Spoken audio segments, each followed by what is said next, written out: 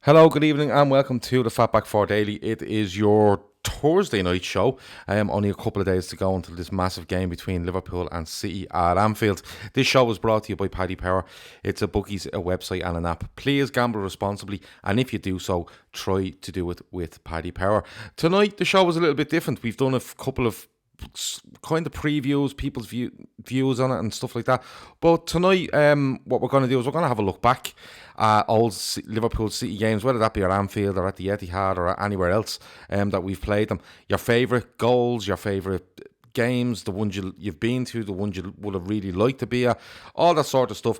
Random stuff is massively important tonight. We did ask for that coming on for tonight's show, so if you have any random questions, absolutely throw them at us as well. And look, if you want to talk about City and you want to talk about Liverpool a bit more, and you have some opinions or you have some theories on what way it may go, absolutely throw them at us. My guest tonight is a regular listener and viewer to this show, and it's Barry Carr. Barry, my man, how are you? Good evening, Gav. It is a pleasure to be back. Good stuff, good stuff. Are you in good form? Because Chris was on, I think it was last night, Chris was on me, and he was literally at death's door. Are you in better shape?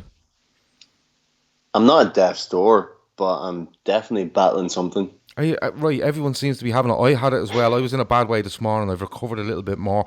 Chris Brack is there saying he thinks this gang flu is terminal.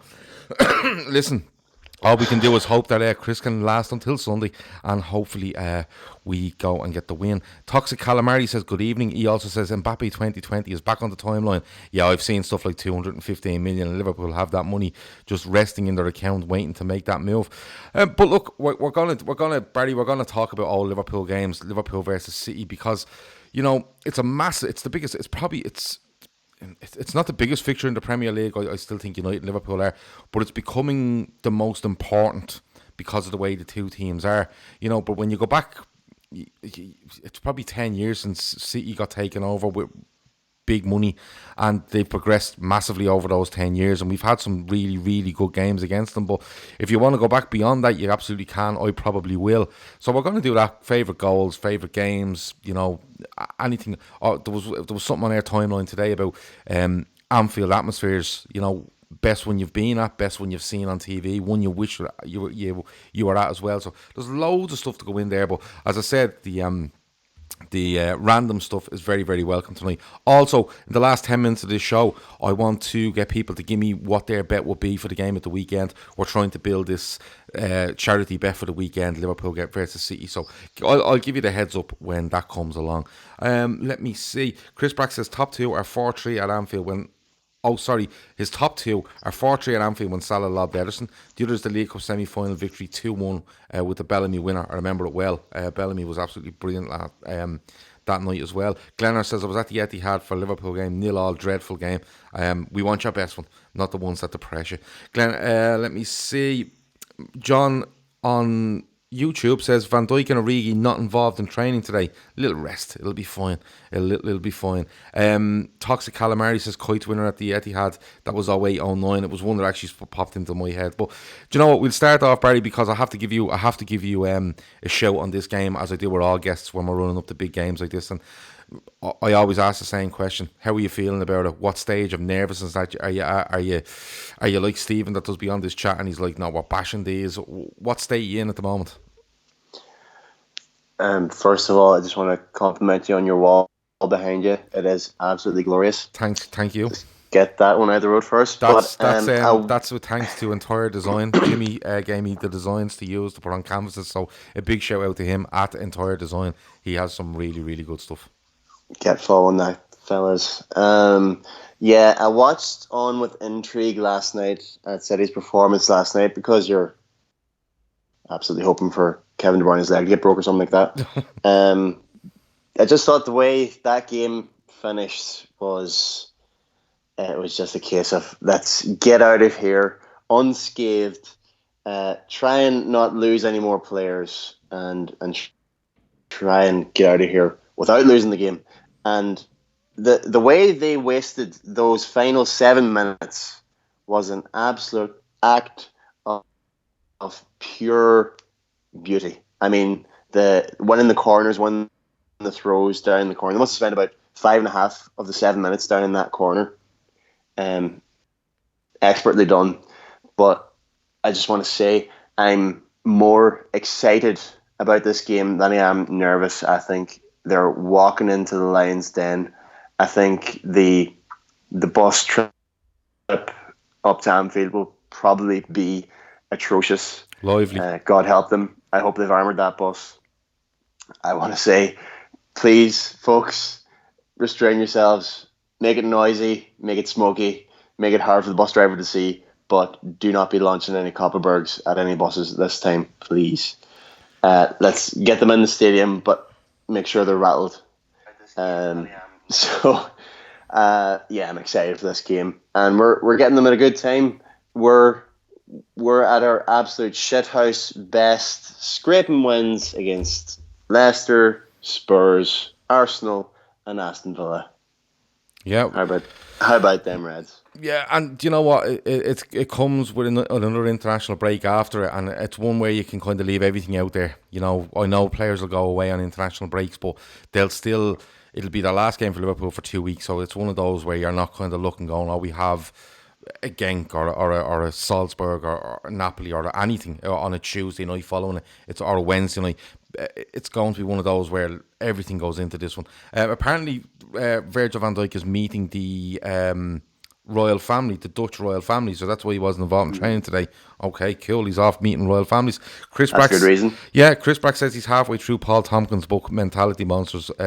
It's a really, really good read. I wouldn't read that. If there's a lot of stats in it, I won't read it. I can tell you that for nothing. Dunno follows up with about the story about the Dutch royal family, so it's one of those. Chris says, with the quality of this team, these sorts of games should be relished, not feared. I'm absolutely relishing it, you know, by my prediction last night. Let me see. Do the Dutch royal family knight people will Virgil come back, Sir Virgil? No, I don't know. I don't think so. I think are they just like a figure in the state or whatever it is? You know, it's one of those, like, I don't know. I genuinely don't know. Like, you've caught me on the hop there. I don't usually read up on the Dutch royal family before I come on to the show. Let me say, Toxic says what he's trying to say is launch all the Copperbergs you want. I don't know if he's saying that, but if Toxic's if anyone launches Copperbergs, the chances are it was Toxic that done it. How about that? Chemical Kev Toxic's a big Mixed Berry fan. All right. Big Mixed Berry fan. Well, then he shouldn't be throwing them away. Chemical Kev says, for all their money, this current squad looks shaky.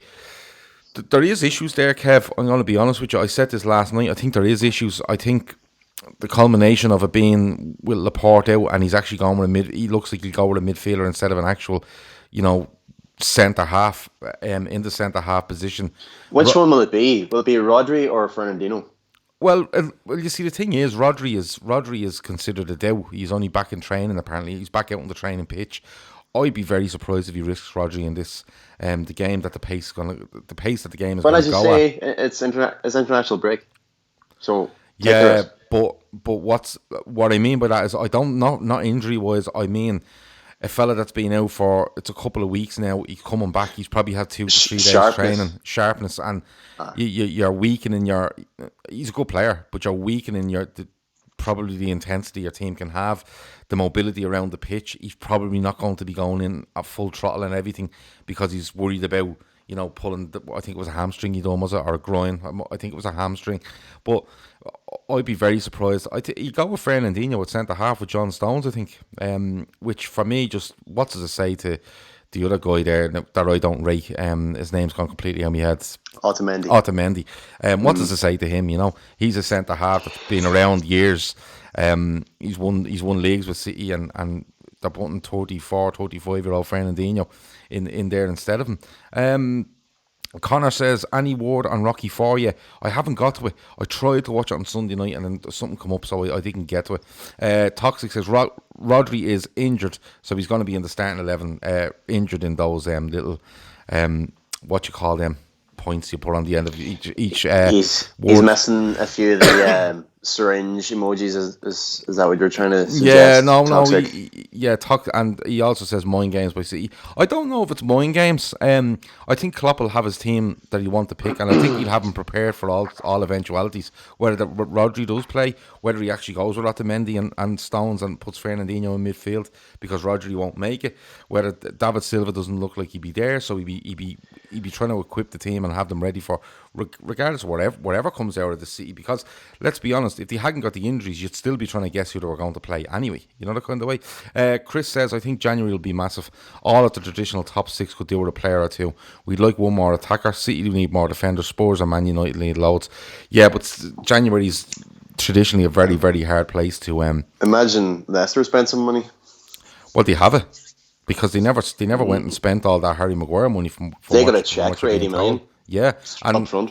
But the thing is, you can get robbed in January, especially if someone knows you've a load of money in your back pocket. Not this year. Not this year with the amount of quality players running the contracts down. You could nip into Spurs and get somebody top class. Well, they could do that. I know Vertonghen's out of favour, and looking at Spurs, Alderweireld's in his last year. You have a couple of players there that you might pick up, but we'll have to wait and see. January usually promises much and delivers very, very little. Liverpool versus Man City. And Barry, is there any game that stands out for you, whether it be one you were at, one you watched on TV, one that's just so memorable that when you think of Liverpool versus Man City, you think that's the game? Just to be obvious about it, the one I was at the Etihad in, I think it was 2017. James Milner penalty, and then a quick reply by Aguero, and finished 1-1. And Lallana misses the sitter of the century. Oh, yes. I was right above it. And I could not believe he missed it. So that for me was one. That was us, still coming through, putting our stamp on getting a top 4 place, and it was a big result. And I was coming away from there thinking, this is a proper team now, and on the way to challenging this City team. So that one for me stood out. It was a belter of a game as well. Getting to ones at Anfield, it's hard to get away from the 4-3. The 4-3 for a period just after the 50th minute absolutely poleaxed them. Yeah. Absolutely mullered them. Yeah. And I mean, that was the foundation for what we did to them then in March, then in the Champions League. So that was a big one. Actually handing City their first defeat of that season was major, and I think that's also led to our consistent challenge to them ever since. Yeah, it's a massive one. To be honest with you, like you said there, it laid the foundation for what we done in the Champions League.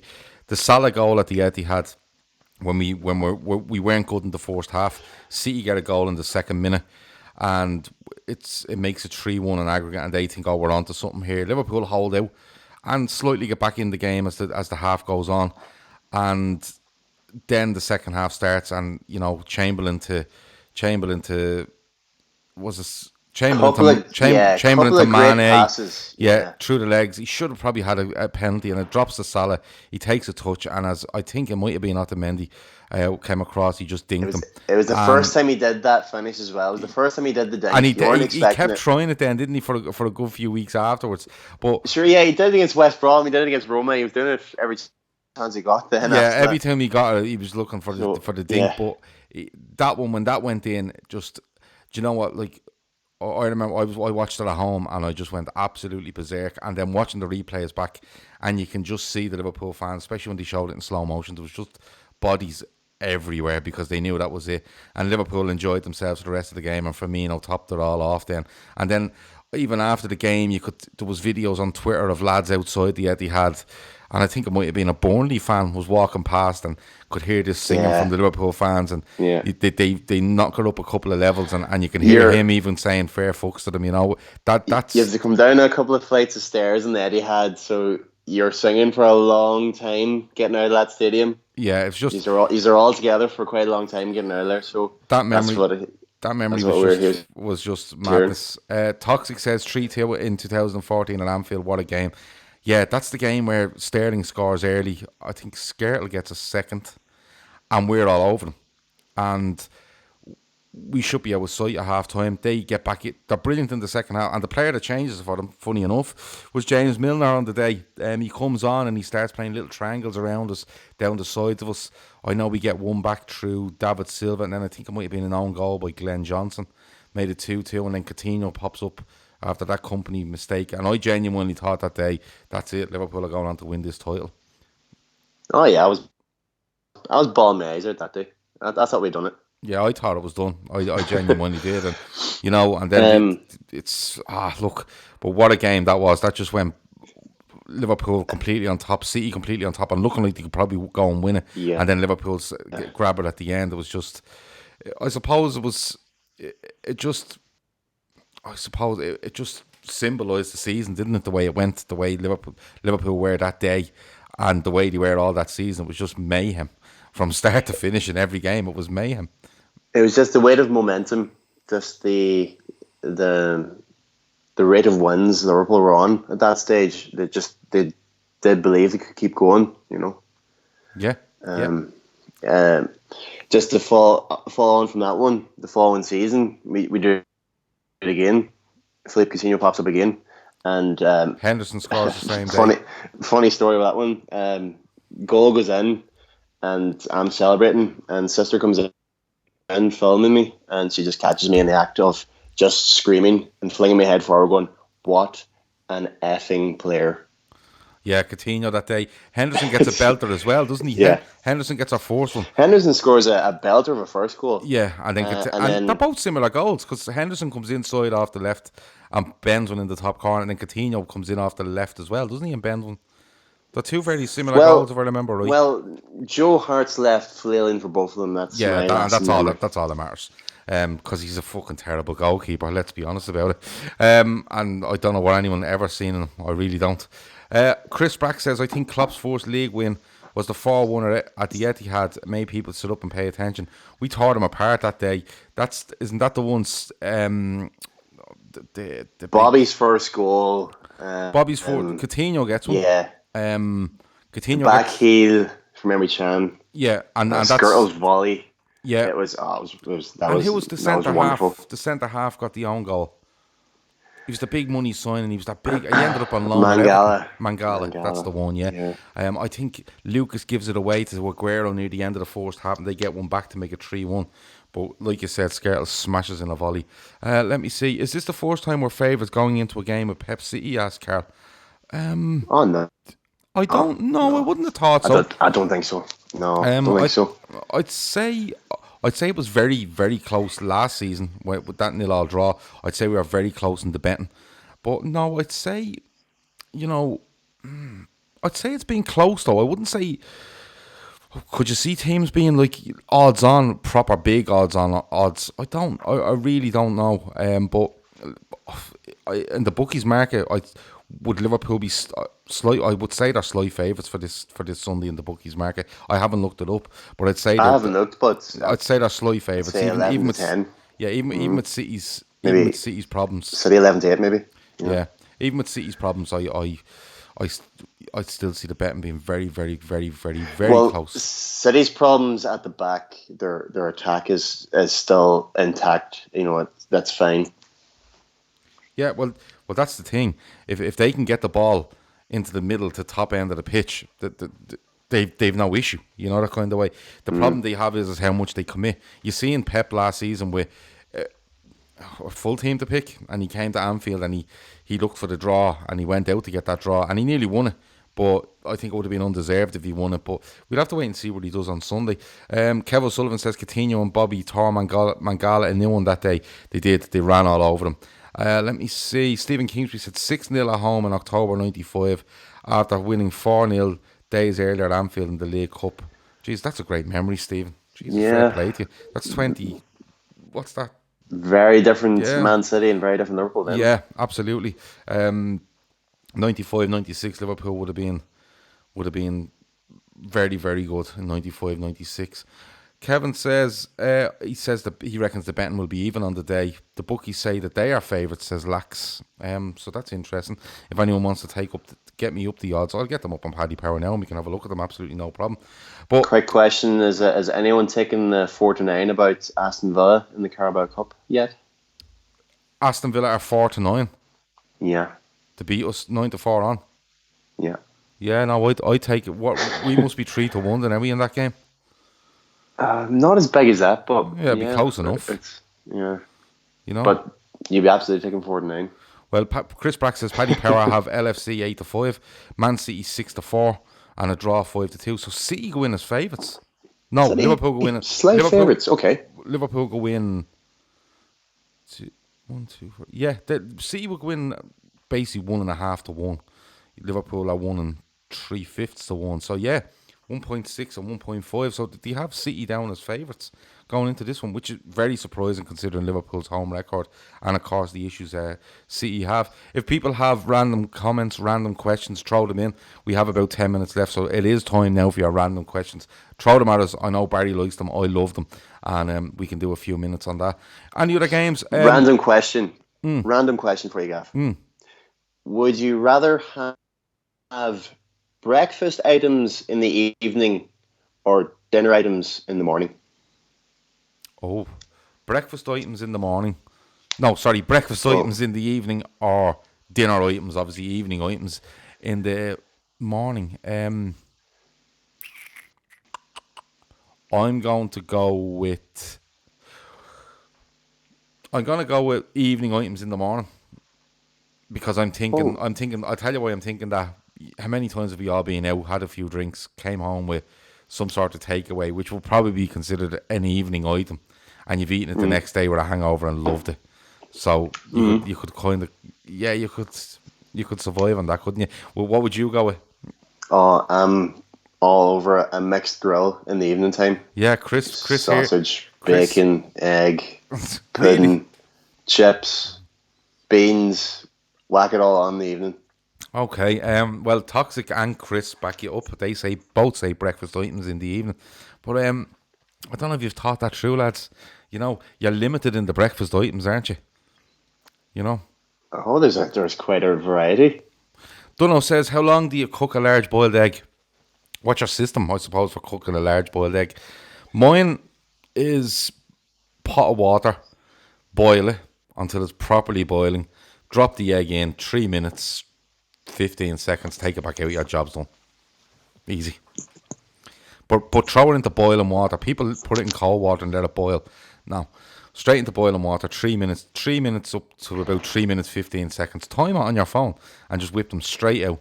And they're proper good. Does that get it hard boiled, Gav? Because I can't be having runny.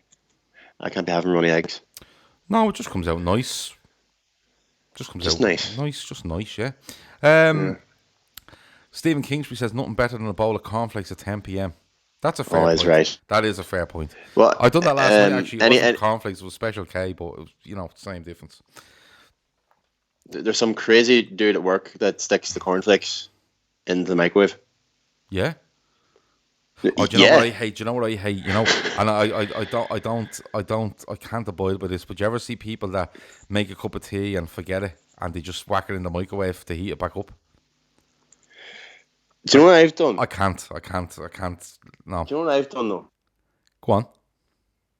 Made a cup of tea, but I've known I've had to go do a job, right? So what I do is I stick it back in. I stick it in the oven. Say the residual heat of the oven. And, really? 20 minutes later, it's still perfect cup of tea. Yeah, but you can't just stick the oven on because you're making a cup of tea and you might need to go and You've do made something. the cup of tea. You're going to come back to it cold. What are you going to do? So you turn on the oven. You heat up the oven. Dumping. No, it's only just because the oven was on. Oh, okay. So you're not lashing on the oven just to make a cup of tea. I've had breakfast and I've had tea, but the tea hasn't been touched yet because it's too hot. So I've had to get up and do a job. I know I have to go out and leave the house. I still want my cup of tea, so I just stick it in the oven with the residual heat. It's still perfect. Kev says breakfast chow mein or an evening sausage and egg toasty. That's a very, very good question as well. But the argument I could make is you can just go into the takeaway on the way home, buy some sausages, and have them the next morning, because sausages are, I suppose you'd have to rule out sausages in the morning, wouldn't you? Because they are probably a breakfast staple. Let me say, Chinmay asks, most optimum time to have beers in a day. So what time is the best? What time of the day would you go for? Do you find best having a beer? On is the answer to that question. I'll have a beer any time of the day. Like I'm like, to be honest with you, if I'm flying to say Liverpool and the flight's at 6:30 in the morning, I'm in that airport at 4. And I live 15 minutes from Dublin Airport. I could literally leave my house at 4:30 in the morning. I'd be in departures at 4:45, and I'd be through security and up at the bar at 5. And if it was a 6:30 flight, I could probably leave the house at 5:30 in the morning, but I go up there at 4, simply so I can go out into the smoking area, have a cigarette, and have a couple of pints before I go. I'll drink at that time. I love a wedding. I love a wedding all day. I really do. And I love weddings where people aren't really that religious and they don't like churches, so they have the ceremony in the hotel. They're the best. Oh yeah, they're the best. Yeah.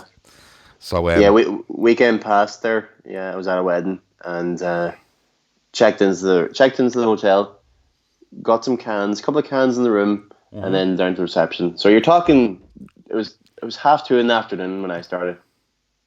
Yeah, and I love it all day. I love it. And you know nice pace. After the result came in at 5-5 on Saturday afternoon, it kept going. Yeah, absolutely. It went up a notch or two, I'd say. Carl Duff says, random question: why aren't jacket potatoes more popular? They're lovely, and you think because they're bloody hard. You think because the hips? They're bloody hard to make. You think the hipsters would be all over them? What is there to a jacket potato? Tell me. It's, wrap it in tin foil and whack it in the oven for like an hour and 10 minutes. But you see, I got told you can just so they don't have to be as long in the oven. If you stick them if you pierce them with a knife all over the top and stick them in the microwave for 10 minutes and then throw them in the oven, you don't need them in the oven as long. So there's a tip for you. Chris says, let me see. Oh, the people that going back to the people that heat up tea. Those people are pure evil, says Chris. Worst is the people that make tea with the milk first. Yeah, listen, the tea bag has to go in, the water has to go in, the tea bag has to come out, the milk then goes in, and then sugar if you want it. So yeah, it's one of those. Lidl or Aldi, says Dunno. Aldi, please. Aldi's more fun. I find Aldi more fun. I think it's even more fun at the till. When they wait till there's about 84 people in the queue and they open up another till, and then the woman serves about 3 people and then pisses off again because she's going back down to unload a lorry. You know what I mean? It's one of those. It's brilliant.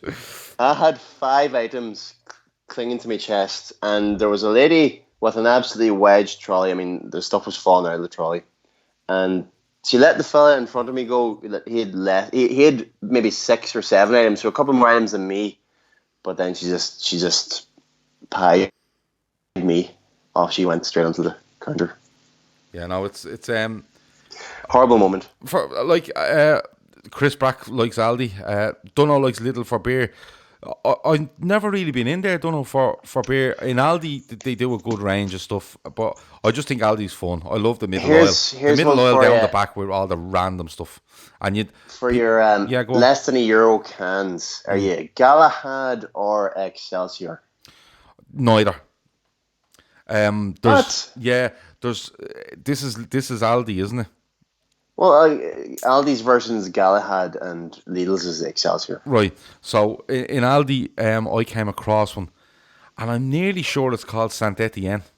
And what colour is the can? White, with kind of gold writing on it.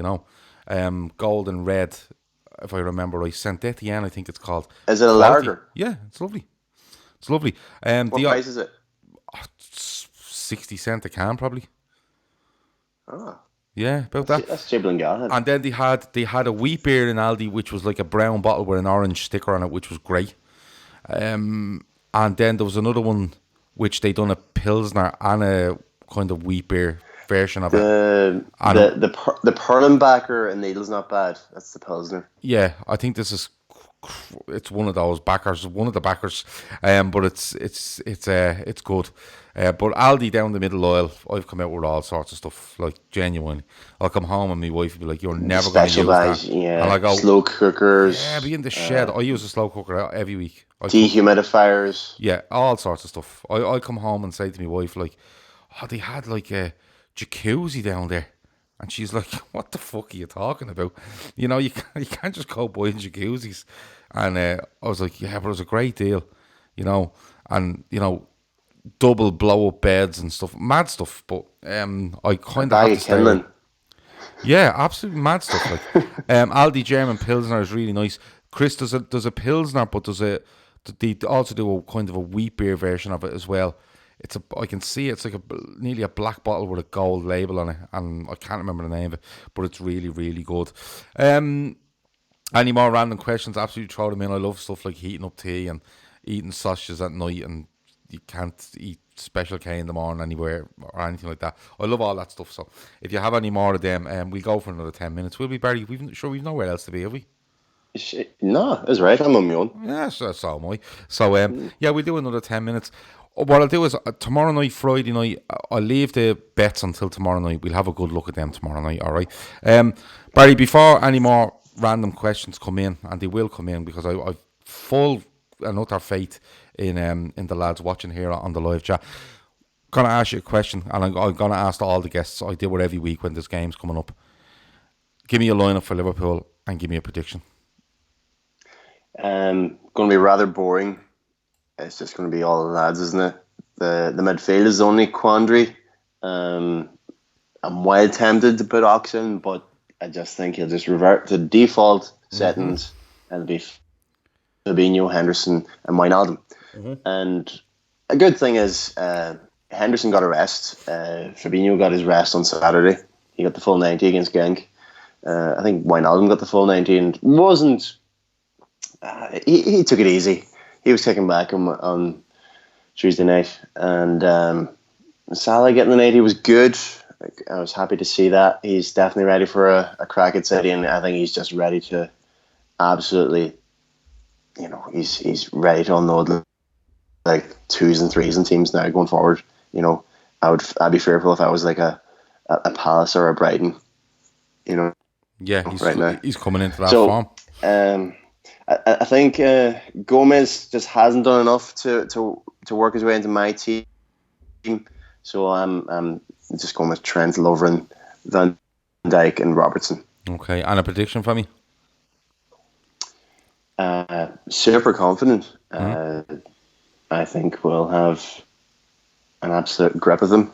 So I'm not keeping a clean sheet because we're just not keeping clean sheets. So I think the likes of a De Bruyne might pop up with a long range one. So I'm going to say 3-1. Okay, it's a very popular score. I'm being honest with you. A lot of people I've asked are coming up with 3-1.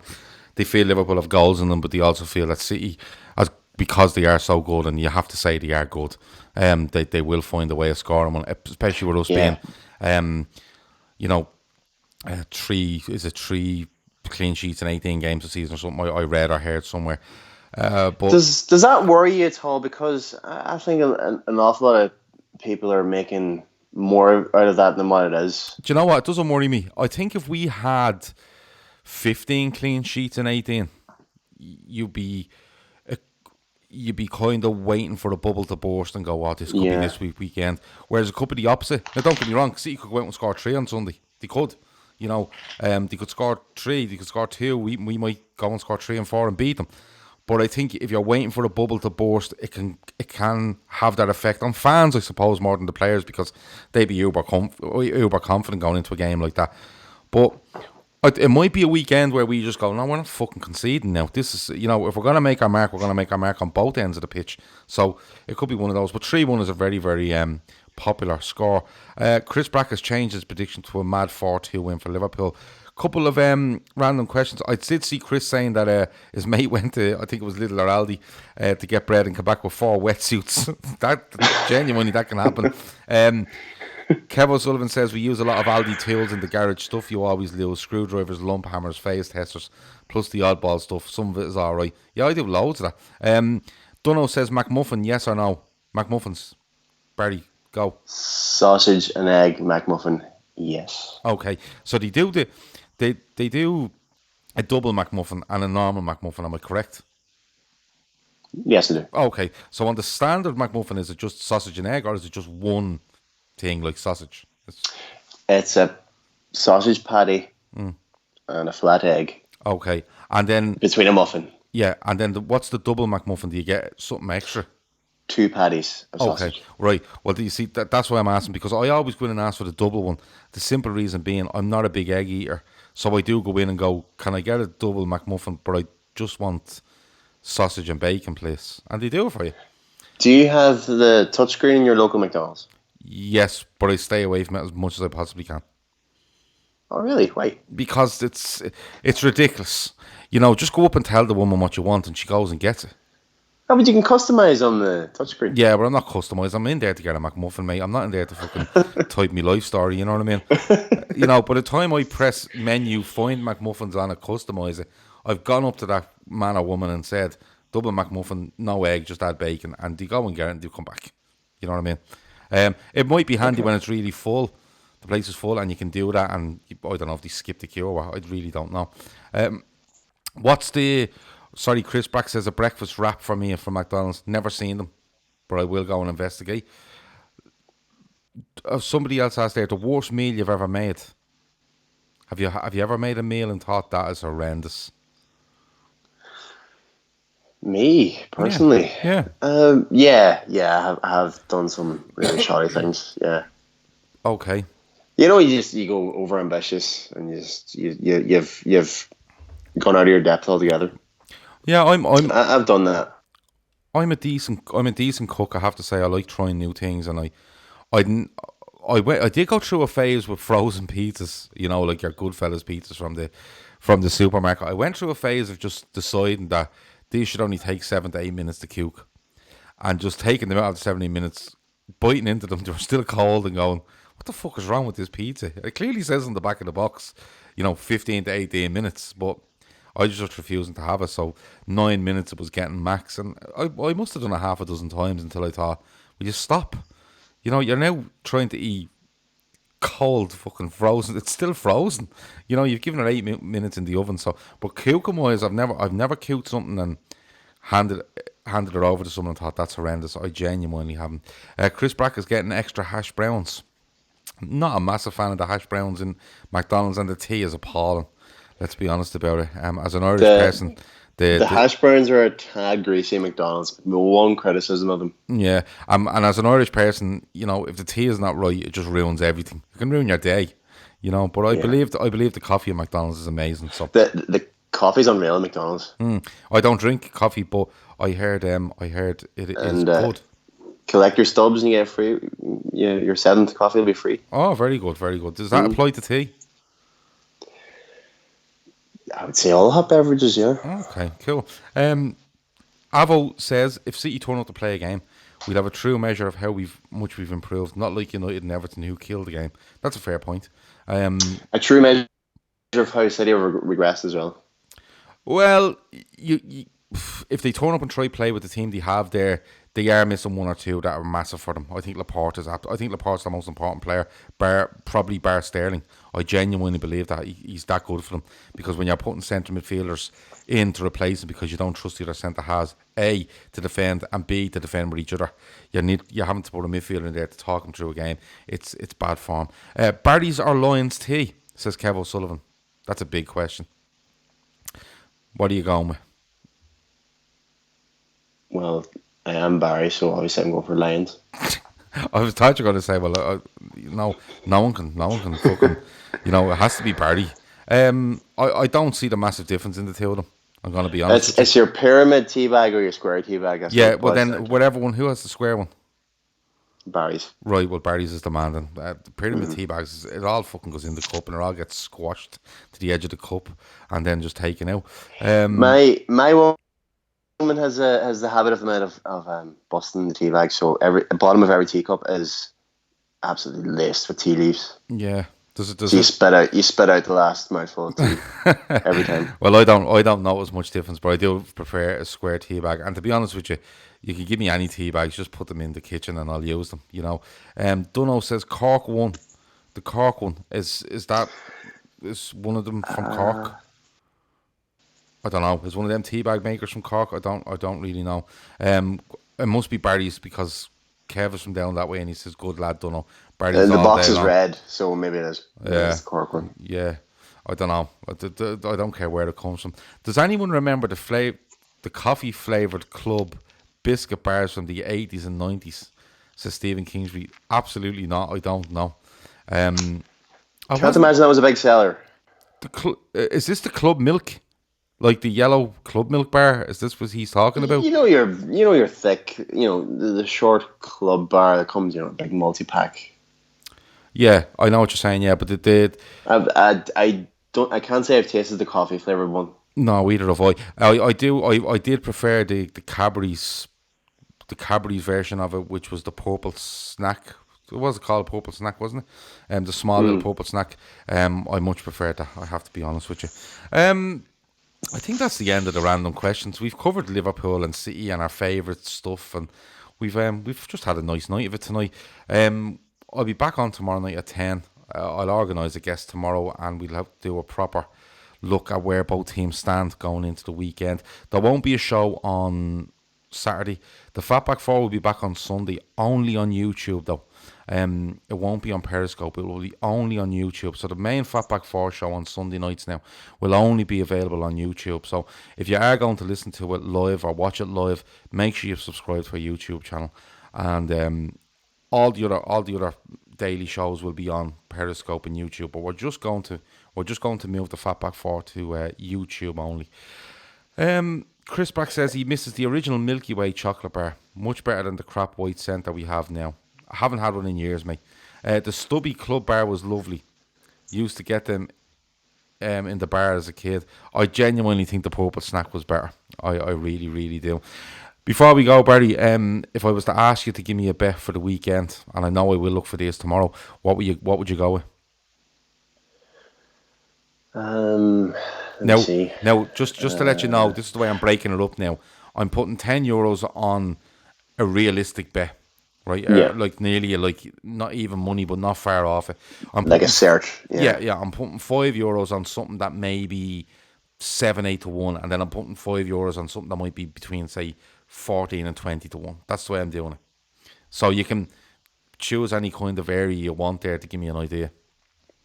I want to throw something controversial at you right now. Just after the events of last weekend, I think it'll be an absolute last resort that VAR is used this weekend. Do you agree? Well, they'll have to use it if there's a goal to check it for offside. They will have to. If there's a penalty shout, you'll have to use it.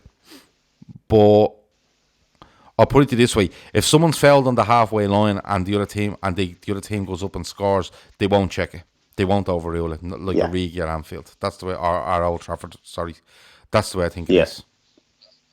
So, are you telling me that you wanted a bet along the lines of VAR will not overturn something along them lines? No, if my whole theory is I think they won't use VAR unless it's absolutely necessary. So I'm going to stay away from that. Outside the offside and penalty things, because they have to use it there. They won't overturn much. How's that? They won't overturn much. That's what I'm saying. They won't overturn. I can't see them overturning a goal that. If we got another Firmino style goal, I think it won't get overturned. Like there at the weekend, it was flagged offside, wrongfully flagged offside because you're meant to play on there. So if we got something like that, and again it's his armpit, I think they were going to give it next time around. Andy from the Trippers last night was on to us in the WhatsApp group, and he was talking about this, and he was like, "What's all the controversy about?" He ended up talking to some guy from ESPN who explained centre of gravity and parallel lines with that, and it went over my head because I thought, lads, centre of gravity, just fucking mark where his knee is and draw a line straight down and mark where and draw a line across from there. And if it's basically any part of Firmino's body is past that, he's offside. We've seen hands being offside, you know, the kind of way. So, Kamara did it on Golden Sunday. Like he put the piece of paper up next to it and just it wasn't straight. Yeah, no, it just doesn't make sense. Chris Brack says 4-2 win. Mane wins a penalty and Fernandinho to be sent off. Kev O'Sullivan says, did anything come out with the big VAR meetings with Northern Premier League managers this week? Haven't heard anything. I can't see them talking much about it. I think you may see comments like, oh, it went quite well and it was constructive and stuff like that. But at the end of the day, lads, and this is the only thing I'm going to say on VAR until I get annoyed about it again. Before VAR, okay, there was 50-odd thousand people in the ground and one man was making decisions, okay?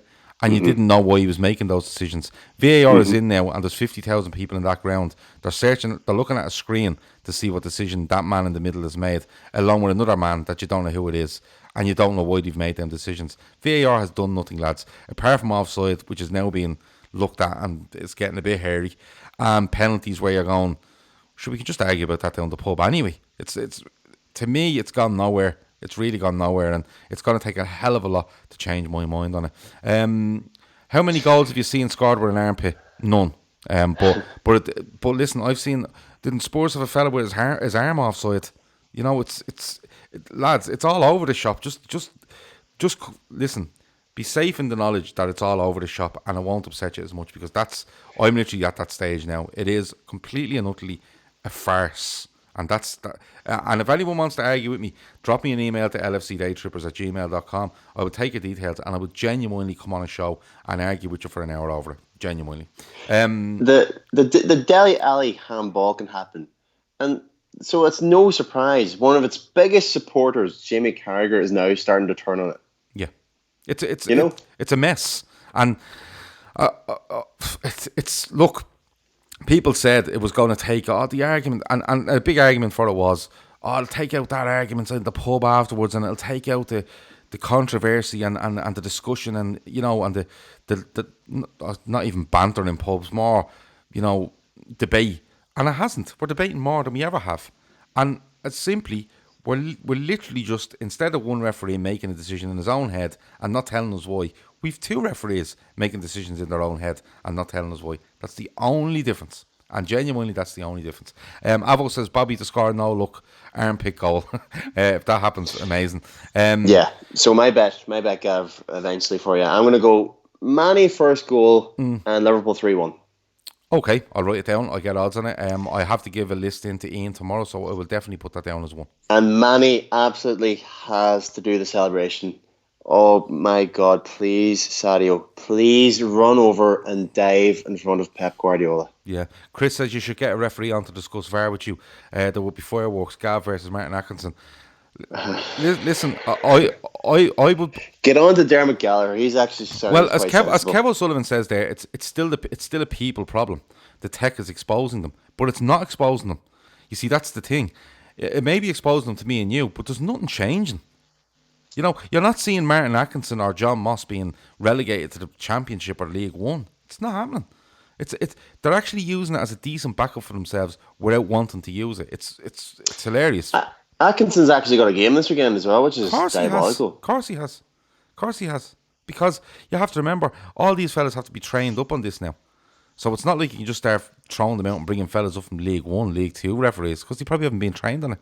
It's more of a closed shop within the referees probably now, if you actually look deep into it. Who's being trained on it, who's being properly looked after when it comes to it. So for me, it's an absolute mess. And as I said, it'll take an awful lot. And trust me, we'll come on here on Sunday in the Fatback 4, or I'll probably come on Monday and look at the weekend's games. And I can tell you, we're going to be talking VAR and more mess-ups. We really, really are. There'll be a drinking game invented for VAR mentions. Yeah, absolutely. And that's where it's going. Look, we better leg it. That's 50 minutes. We're messing now. That's been the Fatback 4 Daily. Barry, thanks a million for joining me. Not a problem, Gav. I was glad to be able to help. No worries. And listen, if I don't speak to you before Sunday, enjoy the game. Yeah, that's it. And same to you. Yeah, absolutely. Thanks a million, mate. And look, that's the lot. We're back tomorrow night at 10 p.m. It'll be our last show before the game on Sunday. And I'll organise a guest before then, I promise. That's been it. Have a good one. Over now.